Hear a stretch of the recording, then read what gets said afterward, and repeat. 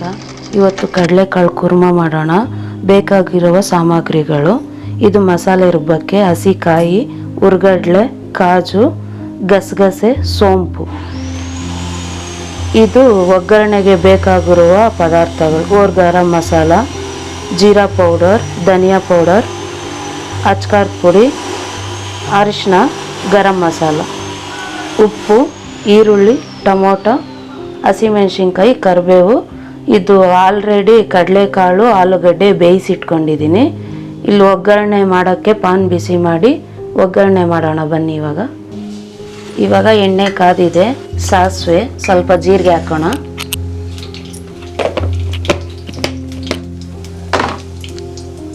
ಸ್ವಲ್ಪ ಸಾಸಿವೆ ಜೀರಿಗೆ ಹಾಕಿದ್ಮೇಲೆ ಗರಂ ಮಸಾಲ ಹಾಕೋಣ. ಇದು ಸ್ವಲ್ಪ ಎಣ್ಣೆ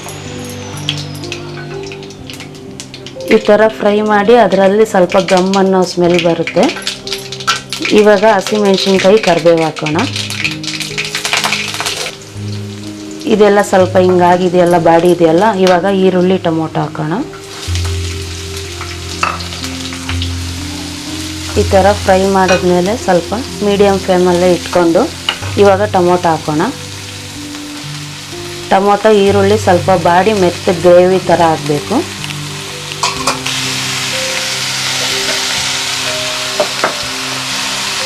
ನೋಡಿ, ಈ ಥರ ಇದು ಬಾಡ್ತಾ ಇರಲಿ. ಇವಾಗ ಮಿಕ್ಸಿಗೆ ಮಸಾಲೆಗೆ ಐಟಮ್ ತಕ್ಕೊಂಡಿದ್ವಲ್ಲ, ಅದಿಷ್ಟು ಪೇಸ್ಟ್ ಮಾಡೋಣ.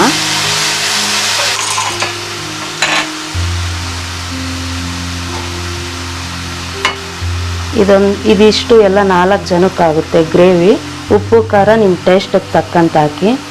ಪರೋಟ ಒಂದಿಗೆ, ಚಪಾತಿಯೊಂದಿಗೆ ಚೆನ್ನಾಗಿರುತ್ತೆ. ನೋಡಿ ಫ್ರೆಂಡ್ಸ್, ಈ ಥರ ಮಿಕ್ಸಿ ಮಾಡಿಟ್ಕೋಬೇಕು ನುಣ್ಣಗೆ. ಜಾಸ್ತಿ ನೀರು ಹಾಕಬೇಡ್ರಿ. ಕಡಲೆಕಾಳಲ್ಲೂ ಅಷ್ಟೇ, ಬೇಯಿಸೋಕ್ಕೆ ಗ್ರೇವಿಗೆ ಎಷ್ಟು ಬೇಕೋ ಅಷ್ಟು ಹಾಕಿ. ಎಕ್ಸ್ಟ್ರಾ ನೀರು ಜಾಸ್ತಿ ಹಾಕಿದರೆ ಟೇಸ್ಟ್ ಅಷ್ಟು ಚೆನ್ನಾಗಿರಲ್ಲ. ಇವಾಗ ಒಂದೊಂದೇ ಮಸಾಲ ಹಾಕೋಣ. ಡ್ರೈ ಮಸಾಲ: ಅರಿಶಿನ ಪುಡಿ, ಅಚ್ಕಾರದ ಪುಡಿ, ಧನಿಯಾ ಪುಡಿ, ಜೀರಾ ಪುಡಿ, ಗರಂ ಮಸಾಲ. ಗರಂ ಮಸಾಲ ಹಾಕಿದ್ದೀವಲ್ಲ, ನಿಮಗೆ ಟೇಸ್ಟ್ಗೆ ಎಷ್ಟು ಖಾರ ಬೇಕೋ ಅಷ್ಟು ಗರಂ ಮಸಾಲ ಅವು ಸ್ವಲ್ಪ ಸ್ವಲ್ಪ ಹಾಕಿ. ಮಸಾಲ ಜಾಸ್ತಿ ಹಾಕಬೇಡಿ. ಈ ಥರ ಸ್ವಲ್ಪ ಫ್ರೈ ಮಾಡಿ ಮಸಾಲ, ಟೊಮೊಟೊ, ಈರುಳ್ಳಿಯೊಂದಿಗೆ. ಇವಾಗ ಸ್ವಲ್ಪ ಟೇಸ್ಟಿಗೆ ಸಾಲ್ಟ್ ಹಾಕೋಣ. ಇದು ಸ್ವಲ್ಪ ಹಸಿ ವಾಸನೆ ಹೋಗಲಿ. ಮತ್ತೆ ರುಬ್ಬಿರೋ ಮಸಾಲ ಹಾಕೋಣ.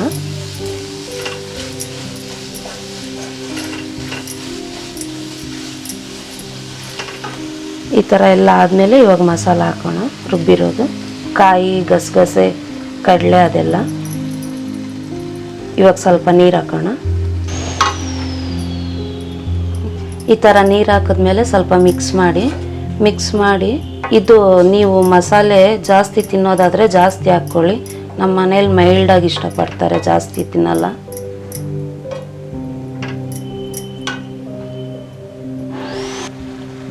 ಇದರಲ್ಲಿರೋ ಆಲೂಗಡ್ಡೆ ಈ ಥರ ತಗೊಂಡು ಸ್ವಲ್ಪ ಫೋರ್ಕಲ್ಲೇ ಪ್ರೆಸ್ ಮಾಡಿ. ಜಾಸ್ತಿ ಬೇಡ, ಸ್ವಲ್ಪ ಲೈಟಾಗಿ ಪ್ರೆಸ್ ಮಾಡಿ.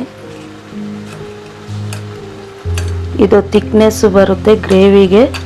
ಸ್ವಲ್ಪ ಟೇಸ್ಟು ಪೊಟೊಟೊನು ಕಡಲೆಕಾಳು ಚೆನ್ನಾಗಿರುತ್ತೆ. ಈ ಥರ ಮ್ಯಾಶ್ ಮಾಡಿ ಇಟ್ಕೊಂಡಿದ್ವಲ್ಲ, ಹಾಕೋಣ ಆಲೂಗಡ್ಡೆ ಹಾಕಿದ್ಮೇಲೆ ಕಡಲೆಕಾಳು ಹಾಕೋಣ.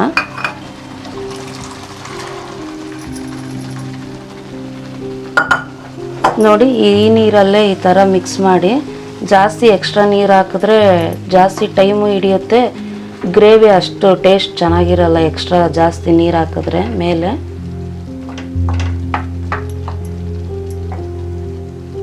ಇವತ್ತು ಇದರೊಂದಿಗೆ ನಮ್ಮ ಮನೆಯಲ್ಲಿ ಪರೋಟ ಮಾಡ್ತಿದ್ದೀವಿ, instant parotta. Next time parotta ಮಾಡೋದು ತೋರಿಸ್ತೀನಿ. ಇದೆ ಗ್ರೇವಿ. ಇದು ನಿಲ್ಲಿಸ್ಬಿಟ್ಟು ಪರೋಟ ರೆಡಿ ಮಾಡಿ ಅದರೊಂದಿಗೆ ಸರ್ವ್ ಮಾಡೋಣ.